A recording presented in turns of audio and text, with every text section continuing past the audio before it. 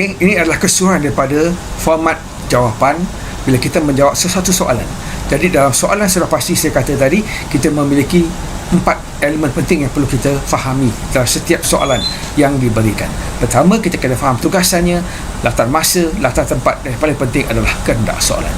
Jadi bila kita menjawab soalan dalam bentuk esei, kita pastikan kita menjawab, kita ada pengenalan, kita ada isi, dan kita ada penutup untuk menyampaikan apa yang perlu kita sampaikan untuk menjawab kehendak soalan berdasarkan tugasan yang diberikan.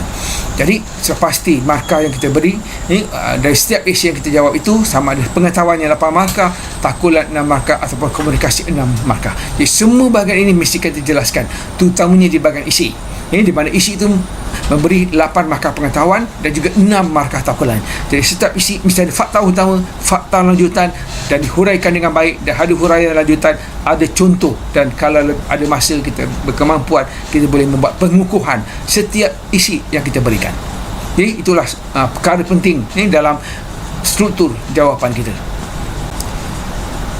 Okey, langkah yang pertama, kita perlu menulis pengenalan dalam esei kita. Jadi dalam pengenalan untuk soalan ini, misalnya kita boleh jelaskan, menurut Alan Mans, desentralisasi didefinisikan sebagai pemulangan kuasa pentadbiran, perundangan dan keuangan secara berperingkat oleh kerajaan pusat kepada kerajaan negeri. Itu yang pertama.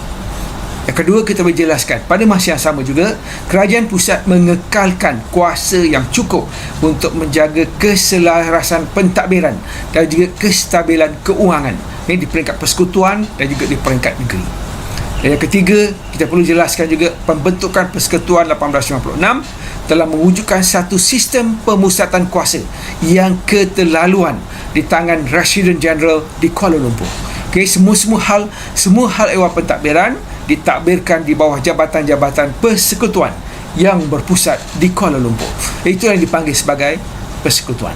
Okay, jadi dasar desentralisasi ataupun pengagihan kuasa pusat ini disifatkan sebagai satu usaha untuk mengurangkan kuasa kerajaan pusat dengan cara mengembalikan sebahagian daripada kuasa itu kepada kuasa kerajaan negeri.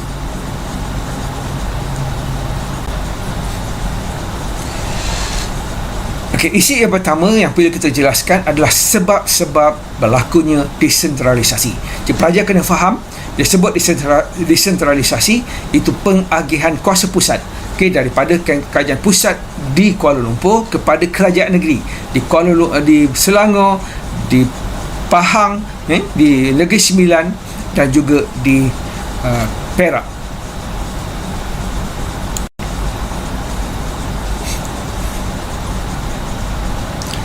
Okey, sebab yang pertama mengapa pengagihan kuasa pusat ataupun desentralisasi dilaksanakan. Pertama, Sultan tidak puas hati. Okey, Sultan-Sultan Negeri Perak, Selangor, Negeri Sembilan dan Pahang tidak puas hati kerana mereka kehilangan kuasa politik. Okey, kedudukan mereka seperti patung ataupun boneka sahaja. Okey, ini menyebabkan mereka tidak puas hati. Itu yang pertama, perkara yang paling besar. Jadi di samping itu juga, Sultan juga tidak puas hati kerana Majlis Mesyuarat Negeri juga tidak mempunyai kuasa, dan Sultan juga dimasukkan sebagai ahli Majlis Mesyuarat Negeri bersama dengan ahli-ahli yang bahasa yang lain. Jadi Sultan tidak puas hati. Itu perkara yang kedua.